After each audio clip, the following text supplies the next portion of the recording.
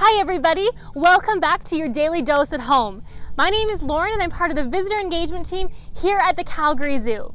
Today you met Ryan, our habitat supervisor, and he talked a little bit about the substrate changes that were happening here at the Calgary Zoo for giraffes and red river hogs.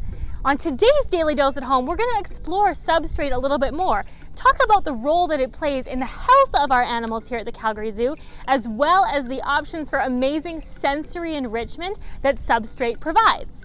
So let's just start with that word, substrate. What exactly is it? Substrate is the foundation of every animal habitat here at the Calgary Zoo. It's what animals are standing on, sleeping on. It's where they get their food or where they dig and bury. It is the ground, and we can use all kinds of different substrate materials. Everything from the rocks and pebbles on Penguin Plunge Beach, to the wood chips and mulch, to grass, to even some of the different types of enrichment items that we put into habitats. Now, substrate plays a really important role in an animal's health, particularly their foot health. Animals like the giraffes and zebras, they have hooves, and hooved animals need the right kind of substrate to make sure they have healthy bones and joints. If substrate is too soft and squishy or too slippery, that could cause a health concern. So we have to make sure that whatever they are standing on is optimal for their hoof health. There are also other cool animals like birds that we need to make sure their feet are in great condition. The flamingos here at the Calgary Zoo actually need substrate that is the right pH. Not too acidic, not too basic, but just right.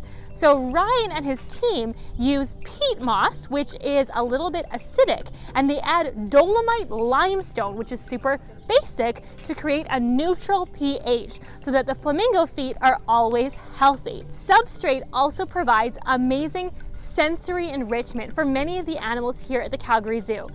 They like to play in it, bury in it, carry it around, and nowhere is that more obvious than in the rainforest building with our primates. One of the really cool substrates that you'll see in the rainforest building is wood wool, and it looks like this. It's kind of a woody straw-like material, and it's really cool and crunchy.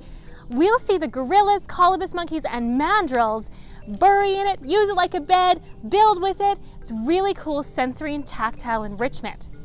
As humans, we can also use different types of substrates to stimulate our senses. Have you ever raked a big pile of leaves and jumped in it? Well, then you have played in substrate. And that's a really cool part of what we call nature play.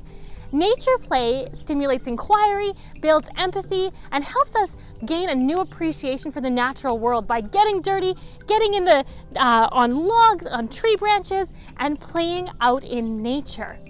We can also use different substrates like dirt, mulch, wood chips, sticks to stimulate our tactile senses, which is super important. So for today's Daily Dose at Home, I'm actually going to challenge you to build a sensory bin out of natural or non-natural materials.